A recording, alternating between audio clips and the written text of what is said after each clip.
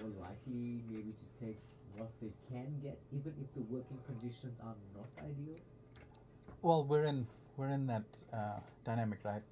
Kovini mentioned that South Africa has that challenge.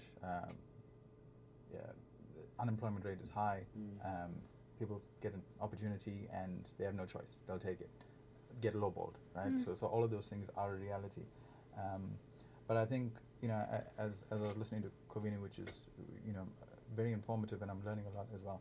But as I was thinking about workplace culture, um, one of the things we advise candidates when you know in the process, the hiring process. So we advise them actually to assess the hiring process, even through us. So what is the company doing, the hiring manager, the HR manager, how are they conveying themselves or displaying themselves, conveying the messaging, um, how are they reflecting their brand or their culture in that process, during that process, in the recruitment process. So what is the Mm. first interview like? Yes. What type of Feedback. conversations are they having? Um, yeah, what's the second interview like?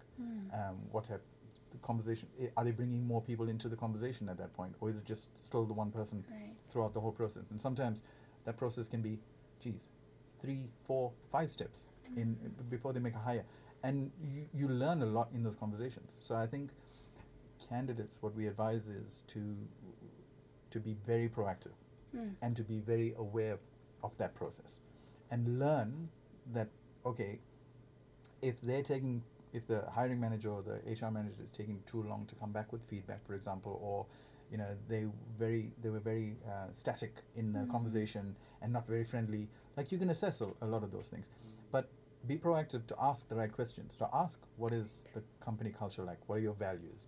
Can I take a walk around the I shop remember floor? I asked that Right? as well when, yeah. Yeah, be proactive. And what I think one of the most important things, I remember somebody early on said to me, um, when I was going for interviews, was they said level the playing field in that conversation.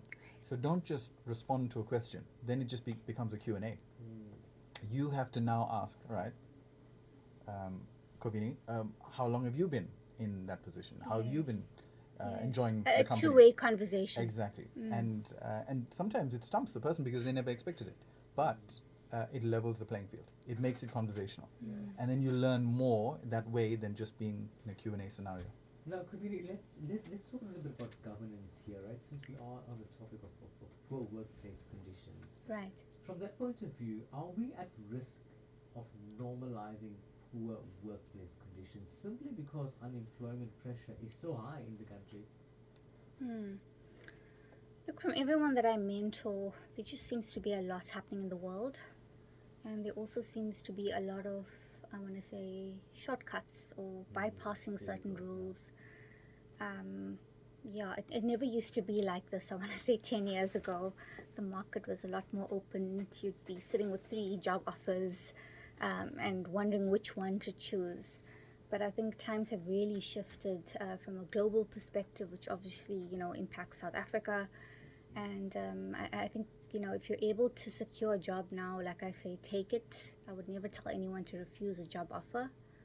And yeah, take it and see what you can do with it in 6 months. And if it's not something for you, at least you've gotten 6 months of experience, and together with your mentor or coach or labor lawyer as well, you can strategically plan a financial, I want to say, strategic exit.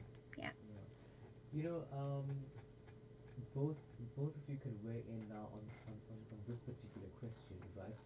Because Adrian, I'm pretty sure you are receiving hundreds of CVs a day, right? Yeah.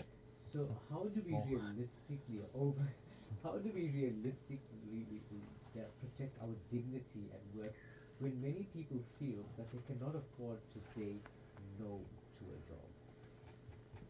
Yeah, it's a good question. You know, it's difficult to say no to a job when you're unemployed Yeah. and you need the finances and you've got bills to pay, etc.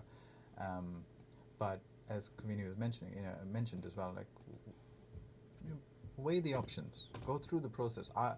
I would say, you've got nothing to lose by entering into the conversation in an interview. Right. At that point, you've got nothing to lose, Yes. and probably a lot more to gain. So, have the conversation, explore the opportunity if there's an interview, and then again level the playing field by having a two-way conversation rather than a Q&A session with that hiring manager. Kabini, how do you think we can realistically protect dignity at work? I think it is with us as employees to start to believe in ourselves a little bit more. There's a lot of negativity out there, and especially if you're in the job market, that doesn't serve you. So I took a bit of a career break for 6 months a while back, and going onto LinkedIn was probably one of the worst things I could do for myself, because all I would see is everyone getting hired, congratulation emails, Oh and man, yeah, it wasn't, I want to say, motivating. motivating Yeah. me to want to go there, because it would just seem like everyone else was Winning. bagging these amazing jobs. Because I think we know that on LinkedIn, people just want to share the most amazing highlights of their life, and everything is awesome, and they've fallen down a flight of stairs, but this is what it's taught them. So it very much is a very positive spin on everything. But in terms of my voice, I've chosen to keep things very real, to keep things very honest. And I think for me, the lesson that I learned is that, even if you've got to take a bit of a career break, or you're still looking for a job, for those that are job hunting, is to just try and stay away from negative comments, negative people that will poison your thought process and say, no one can get a job, which often means they can't. So, Most of the time. most of the time they can't, so it means you can't.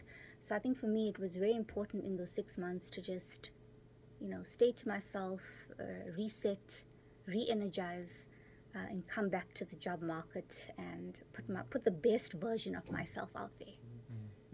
You were lucky, Kabini, that you could afford to take that 6-month career break, right? Some people may not be so lucky to do that because they are stuck in a job that they don't like. So what they're doing is that they are quietly looking for better opportunities while still remaining employed where they are.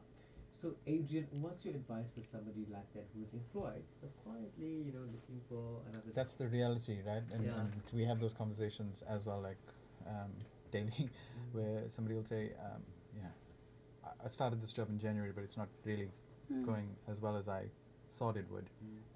So can you keep an eye out for me? can you keep my CV on file and let me know when a suitable opportunity comes the way. So people are quietly resigning, as it were, and looking for other opportunities. It's a tough situation when there's no way out, or the finances are obviously important, and they have commitments, and they have to stay there. But again, it is mindset, and I don't want to just, like you say, just put a positive spin to it. But the reality is, you'll be doing yourself a disservice if you stay in that negativity, or stay in this cynical view that this is not going to change, or never going to change, or whatever the case may be. And I'm all about quotes this evening for some reason, but I'm thinking about Gandhi's quote where he says, "Be the change you want to be." And again, kind of be the change you want to see in the world. Again, it's kind of a positive spin, but you're in control, so you have full agency of yourself. We often say in the office that you can't control your environment, you can't control anything external. You can only control Yes. yourself in that given situation. Correct. Now, of course, that conversation there brings us to the end of today's show. But before that, I would like to ask both of my guests in studio today for their best advice for somebody who is, out there looking for a job as well. So, what is one practical step every job seeker or employee can take today to immediately improve their employability or their working conditions, with your message of advice? Okay, I'll go first. All the jobs that I've had in the past, Deloitte and Accenture being the highlights of my career, I was able to find on LinkedIn. So it is very important for you to have a proper LinkedIn profile, a professional profile picture. And nothing stops you. LinkedIn is not like Facebook. Nothing stops you from connecting with someone that works in your dream company and starting to build your network very slowly, because the day you need it, the day you need to put that open to work banner, which by the way, I hold no shame for doing. It is a way to put your brand out there, and it is a way for you to be seen and recognized. And often it is a way out of a particular environment, hopefully, to something better.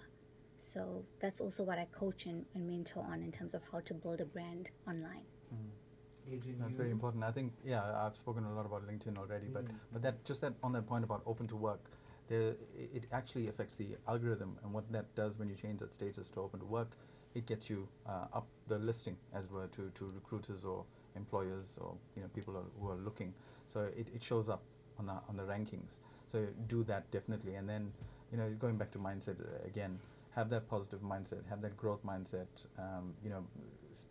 Sort of set yourself that I'm learning something regardless in the situation, and I have full control of me and my thoughts, and try your, obviously have those positive conversations, look for advice through Kovini, mentors, coaches, and continually stay in that positive mindset, I would say. And if the position is not, or the company is not for you, look for ways to upskill, look for ways to just develop yourself and gain that skill, and then you can move on from there. But take every opportunity as a learning opportunity, I would say. That is great pieces of advice coming through from our both guests joining us live in studio today here on Lotus FM. That was, of course, Adrian and Kovini, Adrian Pillay and Kovini Mudli joining us. So thank you very much for joining us on the show. Did you guys enjoy the experience? Absolutely. It's wonderful. It Thank was you. great being here, and thank you very much for the opportunity. Can I make a shameless plug very quickly? Sure. So Pro Talent was voted Best of Durban, Best Employment Agency Durban 2025, and we're being nominated again this year, and we hope to win. So feel free, listeners, to get on our LinkedIn page and vote for us.